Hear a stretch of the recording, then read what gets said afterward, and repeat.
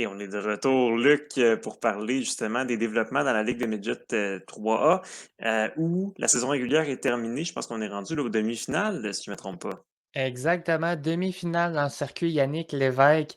Grosse surprise, en fait, 2 grosses surprises lors de la ronde quart de finale qui est survenue dans la Ligue M18 3A.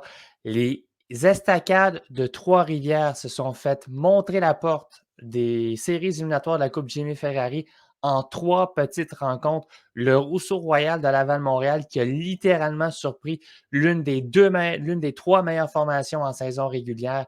Donc, Trois-Rivières qui malheureusement n'est plus du tableau.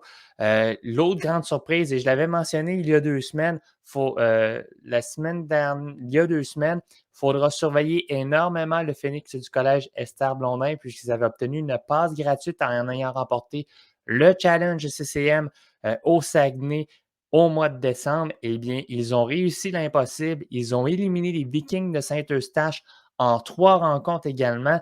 Lors du deuxième match de cette série-là, à noter, le Phoenix du collège Esther Blondin a bénéficié de 16 avantages numériques lors de la deuxième rencontre.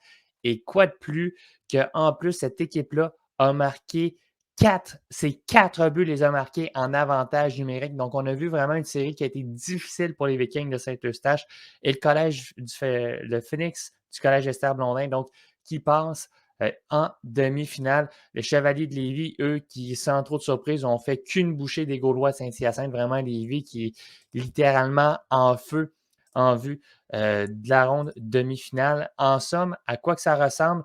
Eh bien, les cantonniers de Magog, eux, vont être également du carré d'as. Ils ont éliminé l'intrépide de Gatineau du tableau, du portrait. Donc, ce sera le Phoenix du collège Esther Blondin qui va être confronté à la puissante machine de Chaudière-Appalaches au Chevalier de Lévis. Également, dans l'autre série, ça sera Magog Laval-Montréal. Ce sera très intéressant de voir si Magog sera en mesure de bloquer le Rousseau Royal de Laval-Montréal. C'est la première année derrière le banc de Stéphane Robida également au sein de la formation de l'Estrie. Il y a beaucoup de choses très intéressantes et on l'a vu dans les dernières années dans le circuit Yannick Lévesque. Ce n'est pas rare qu'une équipe qui réussit à sortir une équipe top 4 du tableau est en mesure de très bien performer lors des séries éliminatoires. Donc, ce sera très intéressant à surveiller. Le tout commence demain à Lévis.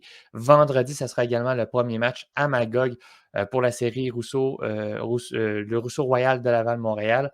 À noter également pour les Vikings de Saint-Eustache, et je termine là-dessus, le classement de fin de saison a peut-être été faussé par l'excellent début de saison parce que c'est important de préciser que depuis la pause des fêtes, Nathan Etier, qui était vraiment le meilleur pointeur du circuit Yannick Lévesque, a été rappelé par les Cataractes de Shawinigan et évolue en Mauricie depuis ce temps-là. Donc, on a dû composer avec un énorme morceau absent auprès de la formation de Saint-Eustache qui se retrouve en vacances. À noter également que cette année, il n'y a pas de Coupe Dodge pour les formations M18-3. Donc, lorsque le parcours est terminé pour la Coupe Jimmy Ferrari, eh bien, ces séances d'entraînement et repos d'ici la saison prochaine.